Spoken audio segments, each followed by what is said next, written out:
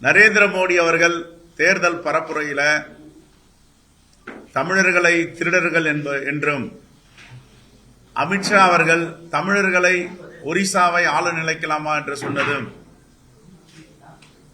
இந்த தேர்தல் பரப்புரையில் மக்கள் பிரதிநிதி சட்டம் 151 தொடர்ந்து மீறி வருகிறார்கள். நாங்கள் அடிக்கடி பத்திரிகையாளரை பார்க்கும் பொழுதெல்லாம் இந்திய அரசியலமைப்பு சட்டத்தை மதிக்காத ஒரு பிரதமர் இந்த தேசத்தில் இருக்கிறார் என்றால் அது நரேந்திர மோடி அவர்கள்தான். வெறுப்பு அரசியல், மத அரசியல், மொழி அரசியல், சாதி அரசியலை செய்து வருகிறார். உச்சபட்சமாக தமிழர்களை, தமிழ்நாட்டை சார்ந்த தமிழர்களை களவு செய்பவர்கள், திருடர்கள் என்று சொல்லியிருக்கிறார். பூரி ஜெகநாதர் ஆலயத்தினுடைய சாவி தமிழ்நாட்டுக்கு சென்று விட்டது என்று சொல்லுகிறார். இதையெல்லாம் எதை காட்டுகிறது? வெறுப்பு அரசியல். இங்கே தமிழ்நாட்டுக்கு வந்தால் திருக்குறளை பற்றி பேசுவது, இலக்கணத்தை பற்றி பேசுவது, இலக்கியத்தை பற்றி பேசுவது, தமிழ் சிறந்த மொழி என்று சொல்லுவது, எவ்வளவு பெரிய சந்தர்ப்பவாதம். உத்தரப்பிரதேசத்திற்கு சென்றால் உத்தரப்பிரதேசத்தில் இருக்கின்ற மக்கள் தமிழ்நாட்டில் வேலை பார்ப்பவர்களை தமிழ்நாடு உதாசீனப்படுத்துகிறது என்று பேசுவது. ஒரு மாநிலத்திலும் மாநிலத்துக்கு ஏற்றவாறு பெருந்தன்மை இல்லாமல் பிரதமர் என்ற பொறுப்பில் இருக்கிறோம் என்பதை மறந்து இப்படி அநாகரிகமாக பேசி வருகிறார். காங்கிரஸ் பேரியக்கம் உண்மையாக கண்டிக்கிறது. அமித்ஷா சொல்லுகிறார் தமிழ்நாட்டை சார்ந்தவன் ஒரிசாவை ஆள நினைப்பதா என்று.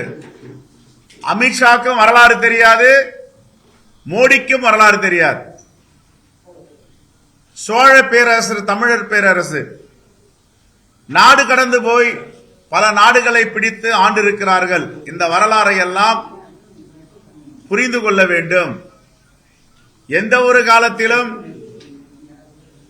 காங்கிரஸ் பேரியக்கம் ஆட்சியில் இருக்கும் பொழுதும் சரி, எதிர்க்கட்சியாக இருக்கும் பொழுதும் சரி, இப்படி மொழிக்கு எதிராக, மதத்திற்கு எதிராக, சாதிக்கு எதிராக ஒரு மாநிலத்தில் ஒரு பேச்சு எங்க தலைவர்கள் பேசியதில்லை. இப்படிப்பட்ட ஒரு அநாகரிகமான அரசியலை பாஜக தொடர்ந்து செய்து வருகிறது. தேர்தல் ஆணையம் கும்பகர்ணன் போல் தூங்கிக் கொண்டிருக்கிறது. தேர்தல் ஆணையம் எப்பொழுது வீழ்த்துக் கொள்ளும் என்று தெரியவில்லை.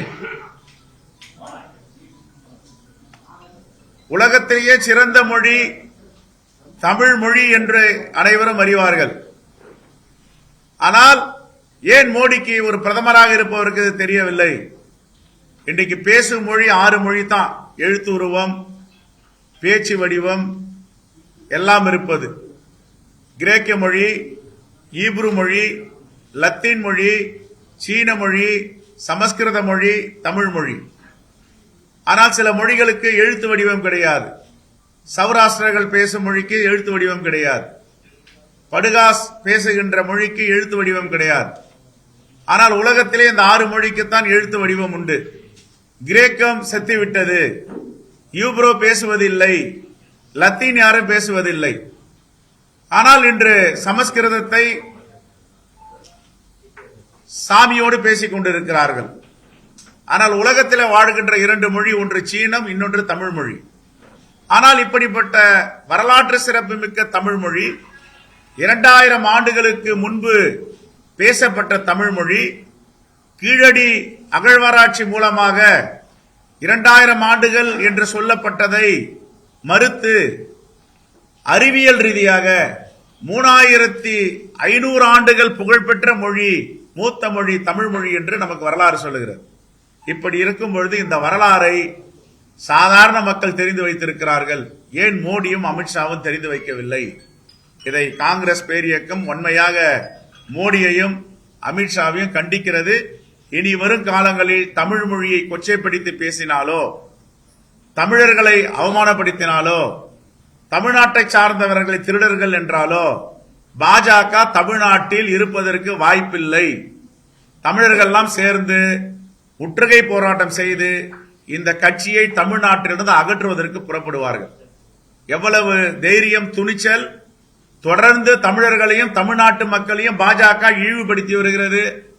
கர்நாடகத்தை சார்ந்த பாராளுமன்ற உறுப்பினர் சோபா கரார்த்தே கடந்த மாதங்களுக்கு முன்பு சொன்னார், ராமேஸ்வரம் சிற்றுண்டி விடுதியில குண்டு வெடித்தது, அந்த குண்டை வைத்தவர்கள் தமிழர்கள், தமிழ்நாட்டை சார்ந்தவர்கள் என்று சொல்லி இருக்கிறார். இது என்ன? தமிழ்நாட்டு பாஜக தலைவர்கள் ஏன் மௌனம் காக்கிறார்கள்? தமிழர்களை காட்டிக் கொடுப்பவர்களா? தமிழ்நாட்டுக்கு எதிராக செயல்படுபவர்களா? வாயை திறக்க மாட்டாங்க. இன்னை வரைக்கும் மோடி பேசின பேச்சுக்காரனா வாய் திறந்திருக்காங்களா? 2018ஆம் ஆண்டு ஒரிசா உயர்நீதிமன்ற ஆணை பிரகாரம் ஜெகநாதர் ஆலயத்தை திறந்திருக்காங்க. திறந்து பார்த்திருக்காங்க. சாவி இருக்காங்க. ஒரிஜினல் சாவி இல்ல, மாற்று சாவி இருக்கு. அது நீதிமன்றத்திற்கும் அந்த மாநிலத்திற்கும் உள்ள பிரச்சனை. இதை எப்படி தமிழ்நாட்டு கூட சம்பந்தப்படுத்தி மோடி பேசுவார்? பிரதமருக்கு அழகா? உலகத்திலேயே இப்படிப்பட்ட ஒரு இழிவான பிரதமரை உலகமும் கண்டதில்லை, இந்திய தேசமும் கண்டதில்லை. இதை வன்மையாக மீண்டும் மீண்டும் தமிழர்களாகிய நாங்கள், தமிழ்நாட்டை சார்ந்தவர்கள் கண்டிக்கிறோம். மோடியும் அமித்ஷாவும் நிபந்தனையற்ற மன்னிப்பு தமிழ்நாட்டு மக்களிடம் கேட்க வேண்டும். ஒரு வாரத்திற்குள் தமிழ்நாட்டு மக்களிடம் மன்னிப்பு கேட்கவில்லை என்றால் பாரதிய ஜனதா அலுவலகத்தை தமிழ்நாடு காங்கிரஸ் கமிட்டி முற்றுகையிடும்.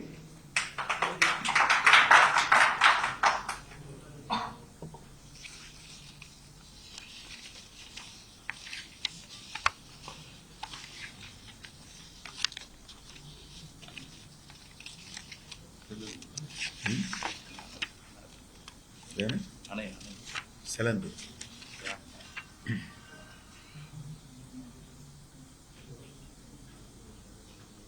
அதே போன்று கேரளா மாநிலத்தில் சிலந்தை ஆற்றின் குறுக்கே தடுப்பணை கட்டுவதாக தொடர்ந்து செய்தி வந்து கொண்டிருக்கிறது.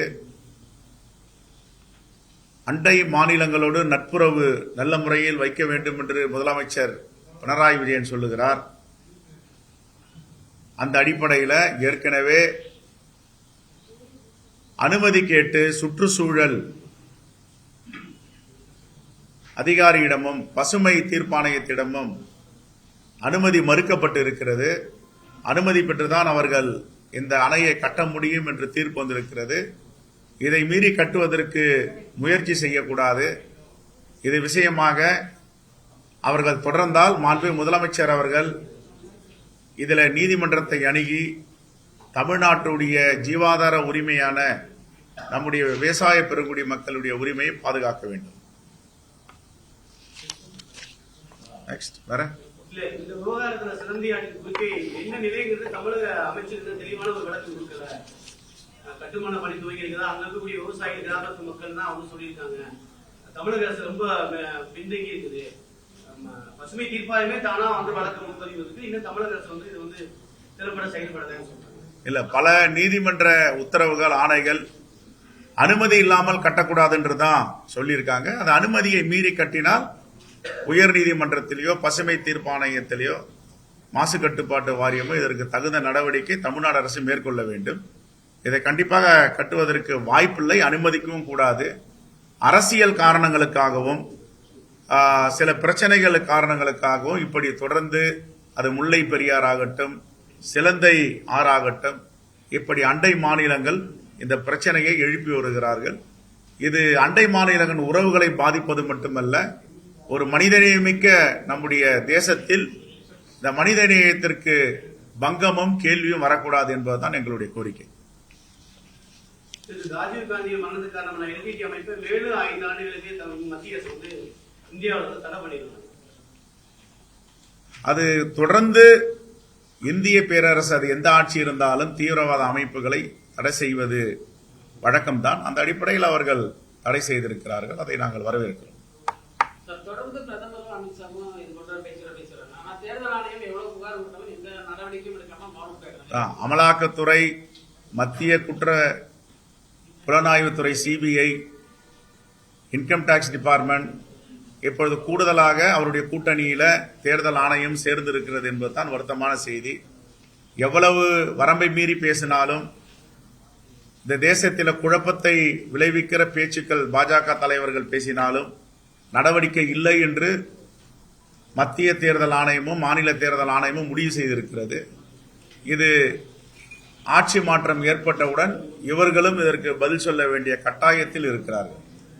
அதிமுக முன்னாள் அமைச்சர் செல்லூர் ராஜு சமூக வலைதளப்படி அவரு உண்மையை போட்டிருக்காரு. ஒரு தொலைக்காட்சி கூட ஒரு பேட்டி கொடுத்திருக்காரு, காலையில பார்த்தேன். என் மனசுல என்ன தோணுதோ அதை போட்டிருக்கேன்.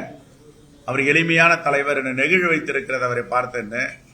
அவரு மட்டும் இல்ல, பாஜக உள்ள தலைவர்களும் தலைவரை புகழ்ந்து கொண்டுதான் இருக்கிறார்கள். தலைவர் ராகுல் காந்தியை அரசியலுக்காக அங்கு இருக்கிறார்கள்.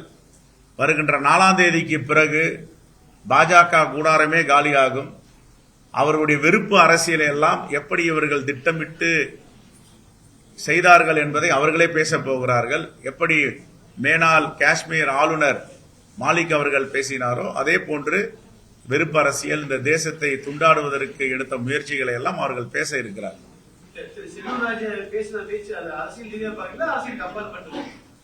அது எப்படி வேணாலும் எடுத்துக்கலாம், எடுத்துக்கிறவங்க பார்வையில தான் இருக்கு. ஆனா எங்க தலைவர் ராகுல் காந்தி எல்லோரையும் கவர்ந்திருக்கிறார் என்பது செல்லூர் ராஜு எப்பவுமே உண்மையா பேசுவார். சட்டமன்றத்துல கூட அவருக்கு என்ன தோணுதோ அதை பேசுவாரு.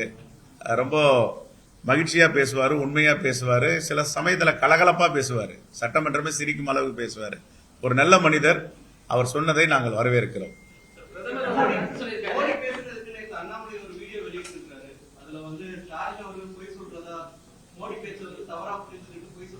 அதான் அண்ணாமலை தமிழ்நாட்டில் எந்த பகுதிக்கும் போக முடியாத ஒரு சூழல் ஏற்படுகிறது. அவரை பார்த்து பரிதாபப்படுகிறோம். தமிழ்நாட்டை காட்டிக் கொடுத்து தமிழ்நாட்டு மக்களுக்கு துரோகம் செய்து கொண்டிருக்கின்ற ஒன்றிய பாஜகவிற்கு முழுவதுமாக துணை போகிறார் அண்ணாமலை. ஒரு காலத்தில் வீரபாண்டிய கட்டபொம்மன் கதையில எட்டப்பனை பார்த்திருக்கிறோம். ஆனால் இப்பொழுது அண்ணாமலை எட்டப்பன் வேடமிட்டு தமிழ்நாட்டில இருக்கிறார். ஏங்க தமிழ்நாட்டை பத்தி கொச்சைப்படுத்தி பேசுறாங்க அவங்க தலைவர்கள். தமிழ்நாட்டில் இருக்க தமிழர்கள்லாம் குண்டு வைப்பாங்கன்னு சொல்றாங்க அவங்களுடைய பாராளுமன்ற உறுப்பினர். இப்ப தமிழர்கள்லாம் திருடர்கள்னு மோடி பேசியிருக்காரு. தமிழர்கள் ஆள நினைக்கலாமான்னு பேசியிருக்காரு. குறைந்தபட்சம் ஒரு சூடு சுரணை வேணாமா அவங்களுக்கு? தமிழகத்தை தானே ஓடுது. நாங்க தமிழர்கள் இப்படி பேசலாமா? ஒரு கண்டனம், குறைந்தபட்ச கண்டனம் ஏதாவது செஞ்சிருக்காங்களா பாஜக தலைவர்கள்? இதான் பாஜகவுடைய பாசிச முகம்.